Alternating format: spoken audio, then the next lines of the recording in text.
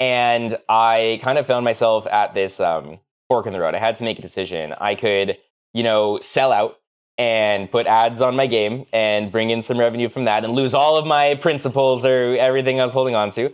Or So we just got done talking with Abe Train of Trainwreck Labs, and it was a great conversation. Aaron, what did you take away from that? I thought what was super interesting was Abe, up until the end of 2021, wasn't even a developer. He had an interest in gaming before, but wasn't a developer, happened to be in between jobs. Wordle craze took off. And he decides, maybe I'll try making a game. And, it's not every day that somebody as the very first thing they code makes a hit game. And so it was just very cool to see that journey for Abe, and was really great that he shared that with us. What do you think, Nate? Yeah, not being a developer or a designer, that's kind of a crazy story. So, please check out this interview. But I really enjoyed kind of the unique partnership he had. It's really easy to put ads on games, but I think he was reached out to by a director of a indie film and wanted to partner with Abe on making a game, basically kind of like a sexplanation game.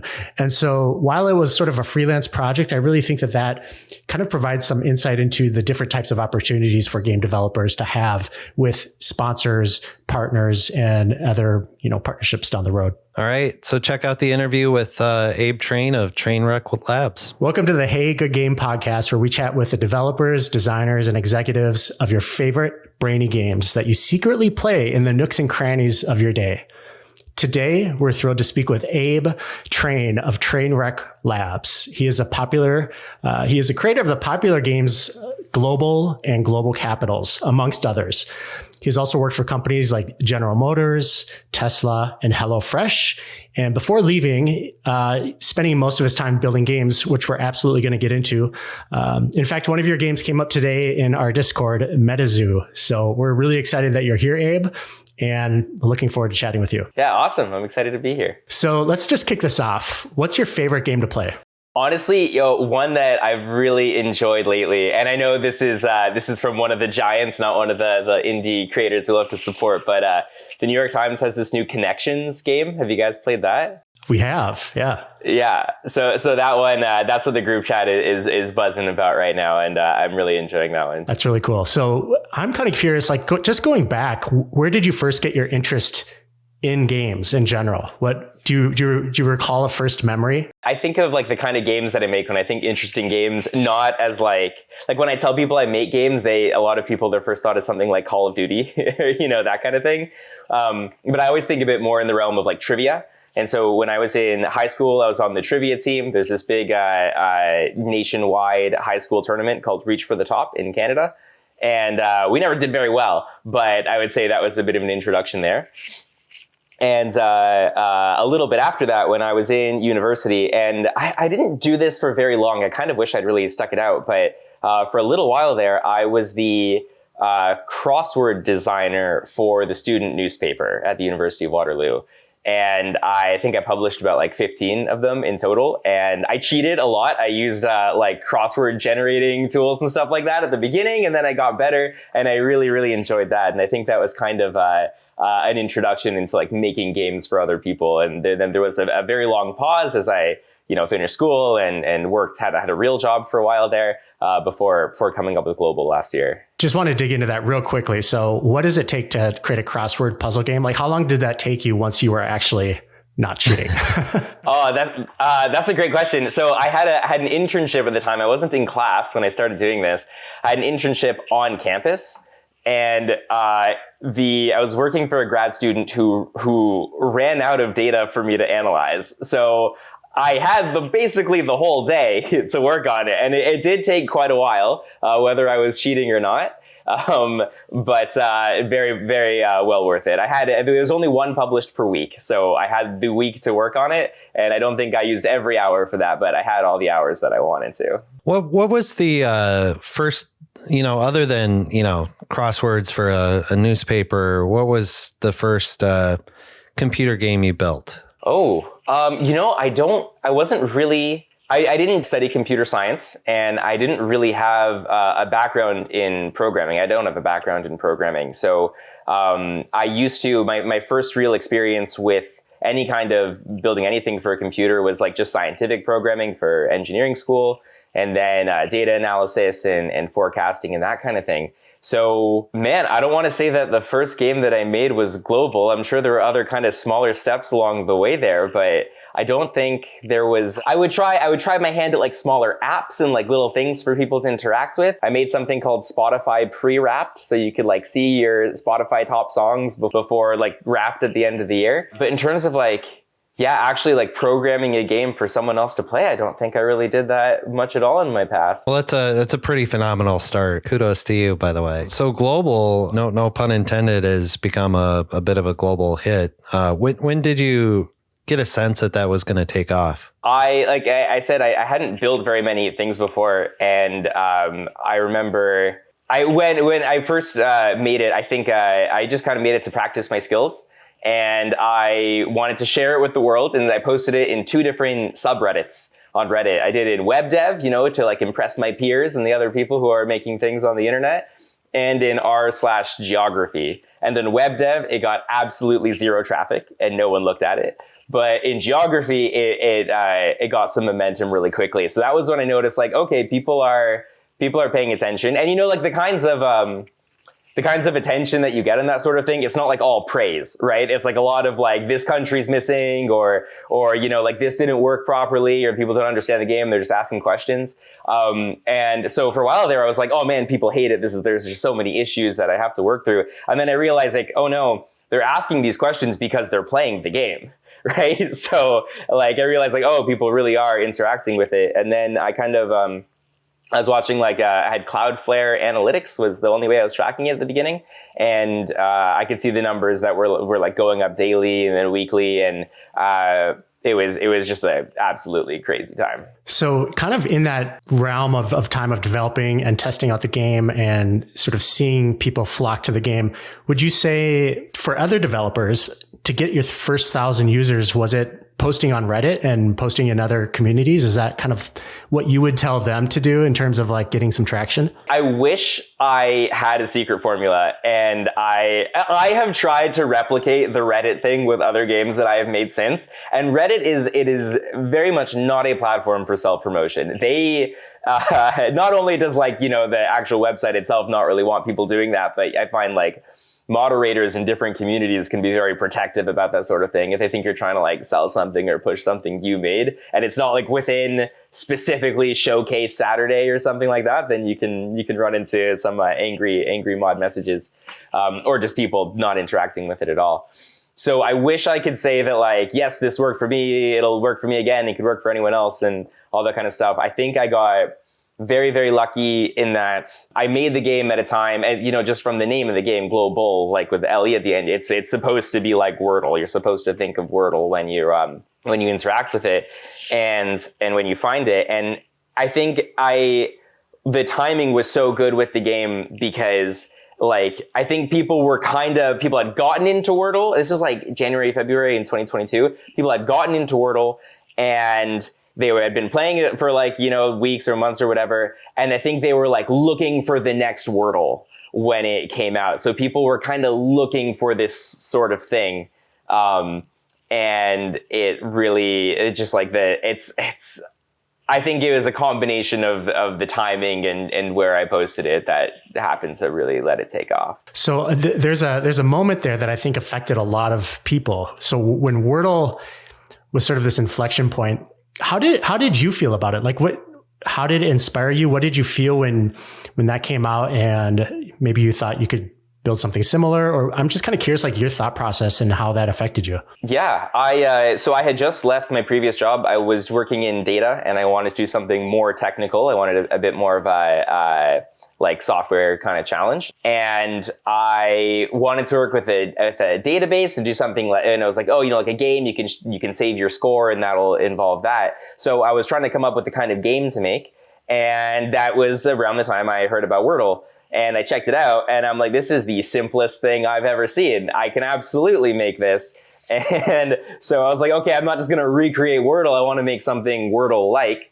And I was like, okay, what's a different kind of Wordle? And I think they were already starting to pop up at that point. And at first, I was going to do something with movies, and there are a lot of like really good movie Wordles out there, but I couldn't find a way for it to work. Every time I kept thinking, like, no matter what movie the answer is, there is such a good chance that people won't have seen it, just because there are so many movies out there, and like it's kind of like a limitless thing. And then I was like, okay, scratch that. What is a set of things that people mostly know or are interested in learning more about, like English words, like 5-letter words? And I got to countries pretty quickly from there. And so that was kind of how I came up with the idea. Yeah, that's actually a really good point, because we chatted with Nalanth, who lives in Toronto and created Cinenerdle. And I mentioned to him, it took me about, like, I've failed that game so many times trying to guess the movie, because you're showing like a little square snippet of a entire movie frame, and it's really difficult. And so unless you are a true cinephile, those can be complicated games to play. Yeah, I learned a little bit later that like there's a couple different categories of player of these sorts of, like, I guess, category based games. And the nerd, the person who is really, really into the topic, is kind of a very interesting segment of that. And they'll ask different kinds of questions, and you interact with them differently. And that was something that's been very big for Metazua, which I launched pretty recently.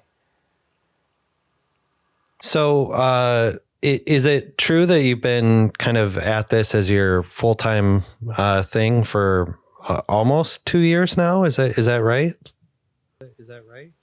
Yeah, when I left my previous job, I didn't have any. That was at the very end of 2021. I didn't have anything lined up for after that. I was just planning to work on some skills and then find a job. And I made Global, and it just happened to take off. But I didn't have any plans to put ads on it. I saw, you know, the guy that made Wordle, he made some kind of comment. I was like treating him as like a saint, you know. I was like, this is who I'm following. This is my leader. He had some quote in some interview where he said he didn't want to put any ads in the game because he wanted to keep it like pure or something like that, whatever that means. And so I had this idea in my head that, like, no, this is just going to be out there. It's going to be like open source resume project, and whatever I do next, you know, it'll just kind of like be a nice thing that I did before. And then, yeah, sure enough, I was running low on savings that I had from my previous job, and it was time to start looking for something new.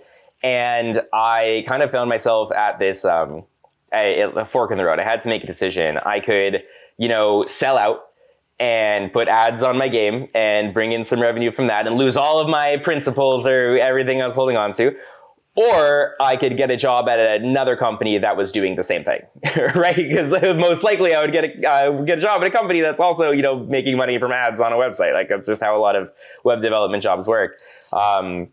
And so I decided that actually, you know, if I'm going to be working in the ad business, I'd rather be in control and, you know, have a say in what the products look like and give myself the freedom to keep making games, because that it turned out that, you know, just like, I loved it. I loved making the game and talking to players and being able to have like an educational spin on it and all of that. So it was around halfway through last year that I started talking to different ad providers, ad partners, and figuring out how to put ads on the game. And then Trainwreck Labs, like the name Trainwreck Labs and the actual company, didn't come to be until just around this time last year. Actually, it would have been like a week ago last year. And when you started talking to those ad partners, did you was there any do-it-yourself approach first, like with Google AdSense, or did you decide to work with a partner on that right away?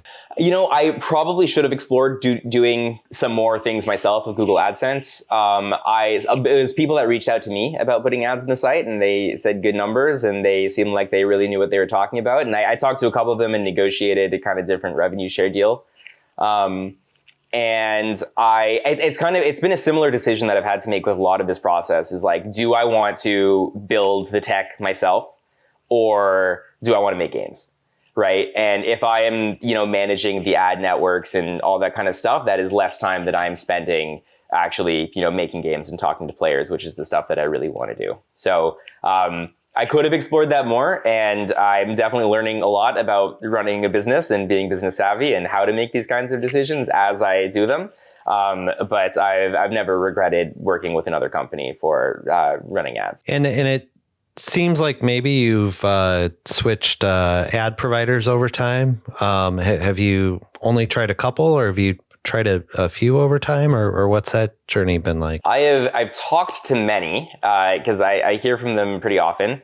Yeah, I have a spreadsheet somewhere that has like the name of the person that reached out to me and the company and just kind of like a few notes and that sort of thing. I was originally working with a great company that's based in England. Should I say the name of the company? Is that... Okay, yeah. They're a great company, Snack Media, based in England. And I worked with them for about a year. And over that time, a bunch of people had reached out to me about switching and all kinds of other things. And I was still, very happy with the service I was getting. And then someone from a company called NitroPay reached out to me. And they were offering a couple different things that I wasn't getting before, including just kind of more customizability and how the ads look like. And they had, it seemed like it was much more tailored to games and tailored to like developers. Like the person that's choosing the ads is also kind of designing them. I know a lot of bigger companies. I've never like worked actually at like a big tech company, but as I understand it, they'll have the person that decides what the product looks like and the person that builds it. And, a lot of other services and things are kind of based around that communication. But when it's just me, I kind of want the direct access to as much as I can as I'm designing and building it. So the product that they had it made a little bit more sense for what I was doing. And then, we negotiated and got a great deal. And I'm very happy with them. So what you talked about a little bit brings to mind a story. Casey Neistat is a YouTuber. And for the longest time, he was like, I don't do ads. I purposefully don't do ads. And he flipped it on one time, made $40,000 his first month because he was getting millions of views. And he was kind of like, I'm a purist. And ever since then, he's been like, the cash is fine. So I think you probably made the right decision. You say we a lot. Is it just you, or do you have other people in your company? It is just me. I work with other people. I have some friends that have helped me with things like design and running the Discord server, which has been like a whole other venture in all of this. And I also, I have like I've paid freelancers, and I have like an independent contractor that I work with on a lot of things. That's kind of like a growing relationship. It is mostly, it is really the company itself. The only full-time employee is myself. And sometimes when I was saying we, though, I meant like the people of NitroPay. That's how close we are. I am with my ad partner. We're just we. Exactly. Hey, it's spoken like a true entrepreneur. And, on my last company for the first 2 years, it was mostly me and some occasional contractors. And I would talk about we with my father-in-law, and one day he just called me out like, who's we? Well, it's me. Yeah, exactly. So there's a couple of things in your games. And one thing about ads, I think in general, that you've done a great job on is it doesn't feel obtrusive. There's a couple of games. So one game I was checking out today, Genitals, which is hilarious. And I got to say, like, the artwork is like, did you hire an illustrator out, or is that all custom? Yeah, so that game is quite different from my other ones. When Global was kind of at its peak and a huge number of players around the world, someone reached out to me, a filmmaker named Alex Liu, and he had just made a film about sex education, and he wanted to hire me to make a game to promote the movie. This is the only game that I've made like really with other people. Like he kind of decided, he had an idea of what he wanted the game to be, and then I like designed it, and then we went back and forth in the design and the coding and that kind of stuff. And that's the only game I've made like that. But I will say that was a great experience. He was incredible to work with and had like a great vision. I guess that's the nice thing, that he is also like not just like a product manager. He's a very creative person. He's a filmmaker. So that was excellent. There are no ads on that game. I decided not to put any ads on really just that one because it doesn't get the same traffic as other games. And I already made it to promote something. So it kind of like already is an advertisement, and I felt that it wasn't necessary. The artwork for that though that was from someone that's, if I could just like gush about this a little bit, because I still love it to this day. I made it early last year, but the artwork was from an artist that he'd actually worked with a bit for the film. Her name is Kylie Millward, I believe. and she worked for Planned Parenthood in Utah. And she had made some of these diagrams for a slide deck that it was like an educational slide deck that she made for the organization. And Alex hired her to make a couple more to have all the diagrams for the game. So every part that we talked about in the game would, be represented and visible in the diagrams. And what I did with them was the way that she made the pictures was she actually made them out of plasticine and took pictures and put them into Photoshop files. And then I took those files and I kind of separated the background, and I took the plasticine and I gave it just using CSS, I gave it a shadow. And then the background of the paper, or the background of the game itself is like paper. It's lined paper, right? So it looks like you have this plasticine model of like genitals on a piece of paper. And I felt that really gave it like this like classroom educational kind of aesthetic. And that is something I would not have been able to do myself. I am not an artist. I'm an artist in a sense. I'm not like a real artist. And I really love the final product of that. Well, I will say that just the whole experience is very well themed. So yeah, like you said, it's notebook lined paper. The ad, which I kind of viewed it as an ad, the promotion of the video at the end of a game. But I clicked through it and I'm like, oh, this is a really interesting partnership. So he reached out to you. Do you mind sharing just from you don't have to go into details in terms of like cash exchange, but like, is it a rev share deal where you're kind of staying in your lane? So you're making money off of your advertisements, or I'm kind of curious about that unique partnership between a director and a gamer. So that's when he hired me to make the game. Global was the only game that I'd made. I didn't know that I was going to make more games. I didn't know I was going to be a business. I didn't know I wasn't going to get a job somewhere else. So at the time, I was just saying, hey, I'm a freelancer. I make things for other people. And also, I have a game if you like my work. So what it really was just like a lump sum. He just paid me a certain amount, and then I made the game. And that's another reason why I don't put ads on it, because I feel like, there's some kind of rev share would be warranted probably, and it's just not necessary. And he's still getting, I think we're still like both kind of benefiting from the site still being up, because, some people will still follow the links and find the film, which is a great movie also, by the way. And also it's it adds to, it's just like something else in the repertoire of educational games of Trainwreck Labs. I've been approached by a couple other people about partnerships. Nothing else has really panned out, but I would absolutely love to do a similar kind of deal that I did with Alex, because again, I love the final product of that. Even if it's the game that like the fewest people interact with and play, I'm still really proud of it. So there's one other question around this. You've built about 8 games. Are you continuing to build games, or do you kind of feel like, you know what, I just want to put a lot more effort into the games that I have?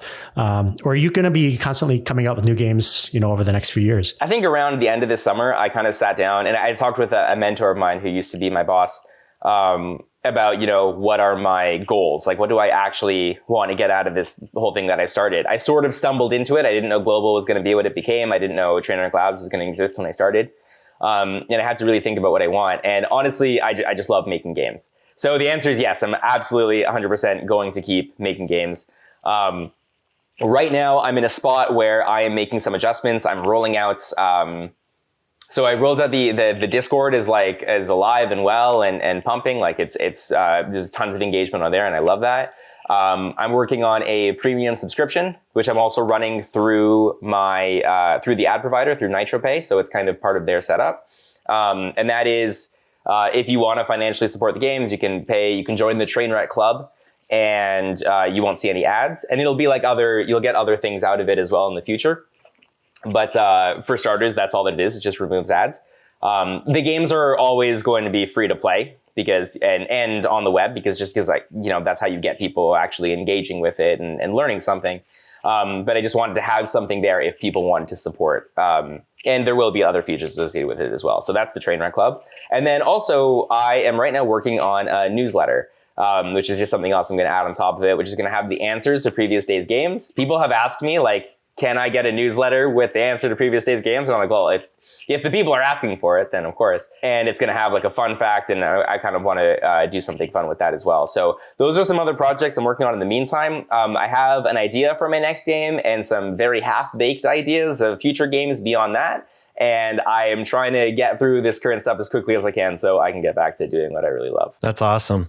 So I've got to imagine, now that you're monetizing games, global is probably still far and away the big hit. Is it safe to say that that's like well over 50% of your revenue, or are you starting to see more uptick across some of the other games? Yeah, I would say that global is over 50% of the ad revenue from global is over 50% of the revenue that I get. And then the next biggest one is Metazua, which is the more recent game. It was a great feeling when that one also took off, because it's like, oh, okay, I'm not a one-hit wonder, there's something else has its own feet. And then there's Global Capitals and Chronogram, and those are kinds of the ones that are making money. And then there's the smaller games, like Forgis and Genital, which aren't really like making money, but I still kind of have them on the site, and I love for people to play them and interact with them and learn something from them.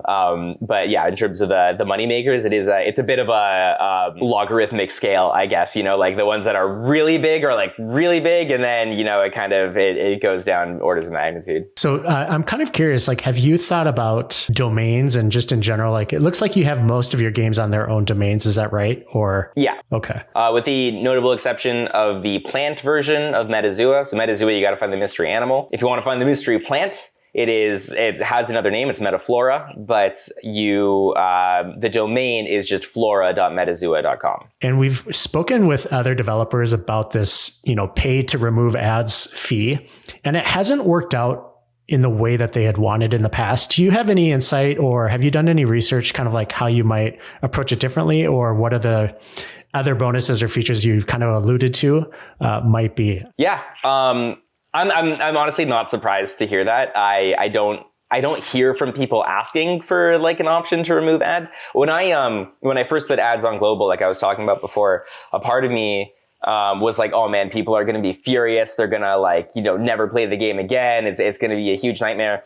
And no one cared, because people really, and I don't, maybe this is controversial to say, but like people expect ads. People are used to ads, and they just, find them everywhere. And like I made for better or for worse, we kind of just like, we're so desensitized, and it's so natural to us to just see ads all the time. So people weren't really hurt when ads showed up, and they don't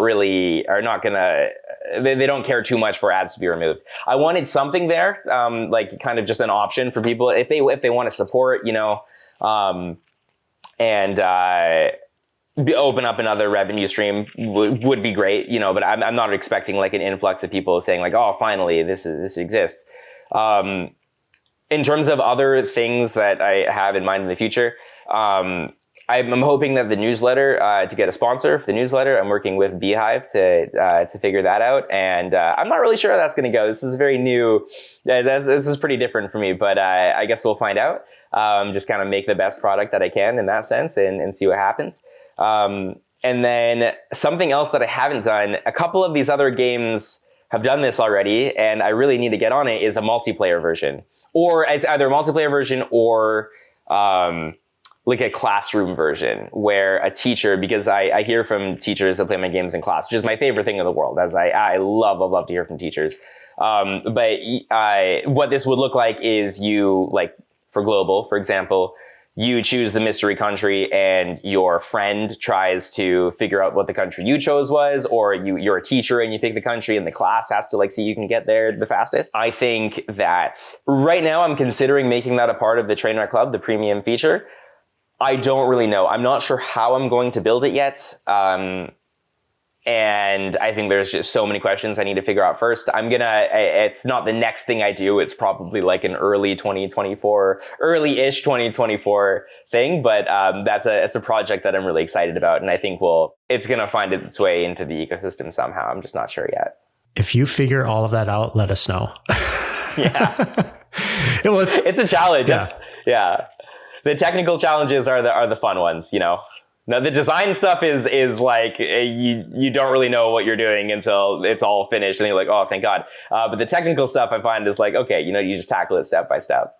What's funny about the ads is that we've thought about this as well, removing them for a small fee. But when you have ads, like we get emails all the time from people saying, I just want to pay you, like thank you. here's, send me something, and I know the waffle game creator has kind of like a, just donate money. And I've gone onto his donations list and he's getting hundreds of dollars a day, just from people donating like $5 here and there. Wow. So I don't know. Maybe it's game specific, but when Global launched, I had a link to Buy Me a Coffee. Have you heard of that site? yes, I think he uses Buy Me a Burrito, but yeah, that one's a... well, honestly, burritos is great. I had that up for people to send tips. And so I guess Global was, making a little bit of money before I put ads on it. When I put ads on, I decided to take that away. I felt, and this is another one of those things where it's like a principle, but like that comes from where exactly? That I thought it would be like disingenuous to be asking for tips and also, making money from you being there with the ads. Yeah. But yeah, I was literally today responding to an email where someone was like, how can I support? And I was like, well, there's a subscription, but you maybe don't want a subscription. So I don't know. That's a good question. Maybe I'll explore that again as well. So Abe, would you be willing to share any upcoming game designs or things that you're working on? Yeah, sure. So I mentioned earlier that the plant version of Metazua, Metaflora, runs on a subdomain. And the way that I did that, I don't know, how technical do we get into on this podcast? Well, Aaron's a developer, so please go technical. And I know other developers are watching this, so tech stack, anything is really interesting. Okay, excellent. What I did to make the two versions of the game is it's actually the same code base. It's like literally the same code. So if I make an update to Metazua, it's going to hit Metaflora as well. I did not do that with global and global capitals, and so I have to keep them in sync, which I'm honestly not always the best at, and I run into some trouble there. This obviously has trade-offs too. There are certainly places in where the games are different. Primarily the data, but the data is kind of easy to just like swap in, swap out with an environment variable, so that's not too much trouble. And then the design, like the background. But again, I was able to kind of just like switch the colors with environment variables, and that's how I get them going. Overall, I was very pleased with how that worked out. And so using a subdomain and the same repo for an alternate version of the game is something I'm going to try again with Chronogram. So that is my history game. I'll just describe it briefly. Every day there's a different historical figure. And you got to figure out who it is by asking them questions. And what you're not actually talking to the person because they're all dead. You're talking to ChatGPT. I'm using the OpenAI API to talk to ChatGPT, and you have like a back and forth there. So I have this version of the game that has all kinds of. I found like a list of the most notable people from history. And the way that it works is you just. Every day there's a different one. But there's some issues with that list. A lot of people have pointed out to me that it is a lot of, it's not very diverse, and has some issues there. So what I tell people when they say that is like, hey, I'm totally open to suggestions. Let's mix it up a little bit. And so in the Discord server, I have people reaching out and offering suggestions and getting some really, really interesting people I never would have thought to put on there. And then alternatively, and like I was talking about before with Metaflora, is I want to make another version of the game for fictional characters. I don't know if I'm going to narrow it down more than that. I feel like there's enough Harry Potter characters for just like a Harry Potter version of the game almost. Or if it's going to be like any character from any book or any person that isn't real. I don't know exactly how I'm going to do that yet, but, a fictional version of Chronogram is definitely on the horizon. And I think from what I learned about setting up Metaflora should be pretty straightforward to put together. I also am looking at, or I started building, and it's a little bit on pause for now, but Metazua for dinosaurs, Paleozoa. I thought no one would play the plant version of the game because it is so hard. I have no idea how closely related walnuts are to peaches, it's a really difficult game. Well, I guess a quick description of these games, because I don't think I've said it yet, but the way Metazua and Metaflora work is you have kind of the tree of life. You have a phylogenetic tree, and every day there is, for Metazua, a mystery animal, and you have to figure out what it is just by guessing animals, and each wrong guess tells you how close that wrong guess is to the answer on the phylogenetic tree. So, for example, if the answer is human and you guess dolphin, then it'll show you that they're both mammals but don't have much else in common. Whereas if you guess if your next guess is chimpanzee, then it'll show you that they're both primates. And that's kind of how that game works. Metaflora is very similar, but very, very hard. And I think the dinosaur version will be even harder. But what I've learned from these games is that there are nerds out there. There are people that are really, really into biology and evolution and taxonomy and know a whole awful lot more about those topics than I do. And I am 100% certain that there are some dinosaur nerds out there too that will enjoy this game. So I'm going to put that together as well. So I've already given you an out in the pre-record. And I'm going to ask you a very direct question that you don't have to answer here. So I'm making this way too easy for you. So, I think a lot of developers that are watching the Hey Good Game podcast, I think they're inspired by people like you who are doing this as their full-time thing. And one of our first guests, Holger with online-solitaire.com, he got some notoriety a couple of years ago because he wrote a blog post that, basically said he was making $10K a month off of his solitaire game. And just wondering, Abe, obviously you're doing this as your full-time thing. Is there any more tangible inspiration you can give to other developers out there as to just how well you're doing? As a well put question, I would say that, and bearing in mind that still most of the revenue is coming from global, just that one game, which I am just so eternally grateful for. But I will say that it's on the same order of magnitude as you just described, to keep things in vague terms. Fair enough. Appreciate the candor though.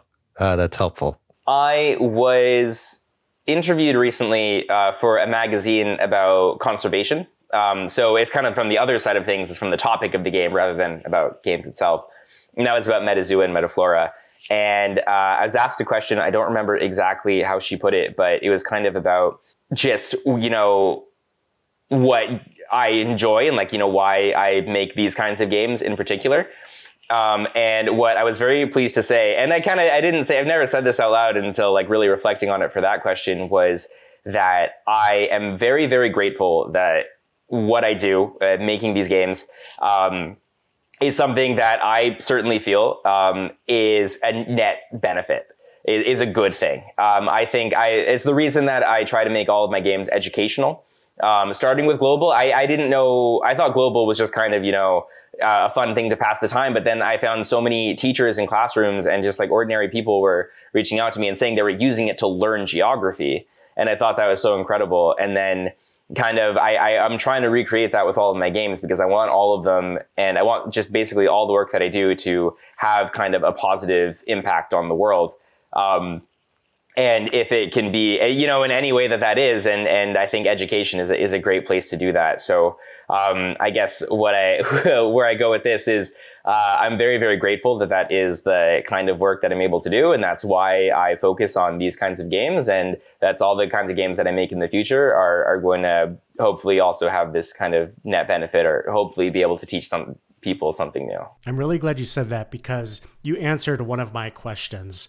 And I can't remember exactly where this quote is from. I think it's from Reality is Broken by Jane McGonigal, where she describes why people play games. And it's because they want to keep learning. If they stop learning, they stop playing. And I think that's what brings some of the success you've had with your games, because you are trying to teach and educate people through your gameplay. And I think that's such a brilliant way to approach building games. I really appreciate that. Thank you. I keep meaning to check out Jane McGonigal's books. I think I had a class once where we talked about one of them, but I will absolutely now. So Abe, where can people find you online? That's a great question. I used to, when I first started Global, the number one way I interact with people was Twitter. Twitter in its old form does not exist anymore in many ways, and I'm not a huge fan of the new platform. So I try to have all my conversations with players, and I'm very responsive on Discord. I've mentioned the server a few times, but you can get to the Discord server from the footer of any Trainwreck Labs game. It is a super welcoming and fun and respectful and educational community. I always am I'm on there like all the time, and I'm always responding to the tiniest questions and bug reports and suggestions. And I think it's a great way to meet other people who enjoy these kinds of games and these topics as well. So I encourage everyone that's a fan of Trainwreck Labs games to join us over there. That's great. Thanks so much for being here, Abe. My pleasure.